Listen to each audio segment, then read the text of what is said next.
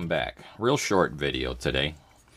Went over to my sister's house. Her dryer had stopped working. The drum was turning, but it wasn't making any heat. Her clothes weren't getting dry, and she was in a bit of a panic. She had a bunch of stuff she had to get done. And I knew pretty much what was going to be wrong with it. I've seen these thermal fuses quit before, and I'd never bothered taking one apart because these used to be relatively cheap. You know, a couple dollars at the local appliance store. You were back in business, so I never bothered messing with them. But I went over to the appliance store with this in hand, and the guy at the appliance store looked up the part number, and he said, "Oh, they don't sell those individually anymore. You have to buy this kit."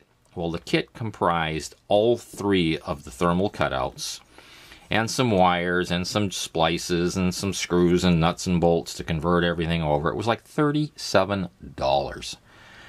And I was just floored, but I was there. She needed the dryer. I bought the parts, and went back, had the dryer back up and running in about half an hour.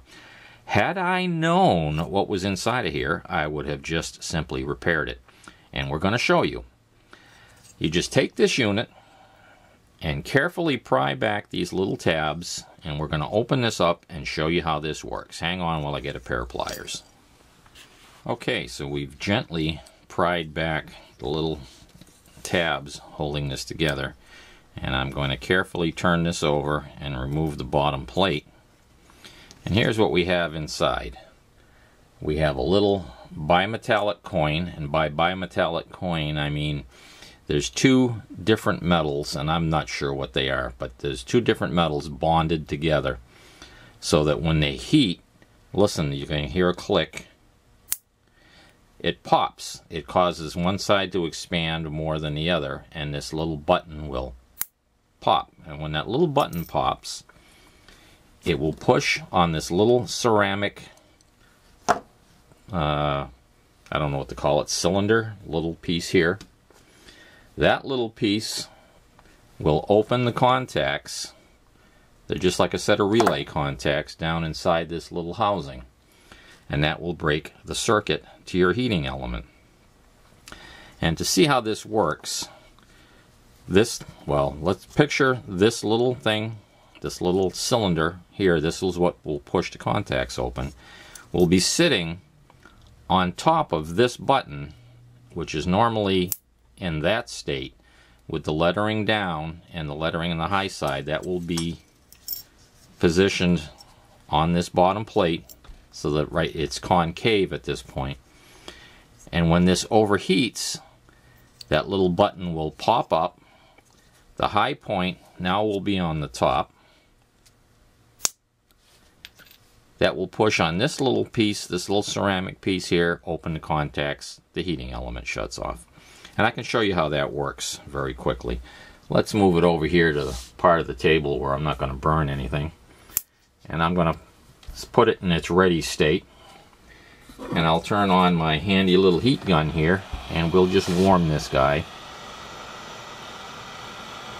Pretend that the dryer is overheating.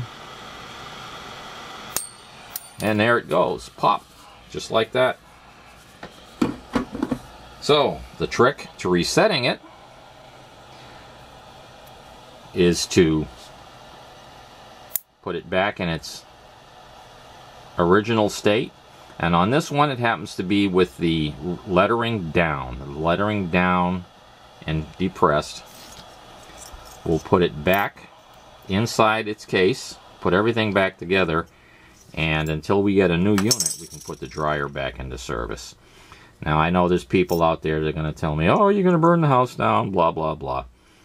There's two other backups to this. And this thing, as you can see, is going to work just fine as long as you carefully put it together. There's a little recess for it to sit in there. Right now, it's back in the on state. I'll put its little metal cover back on, firmly hold it together so that all the pieces stay where they belong. This isn't rocket surgery. And I'm just going to bend the little tabs back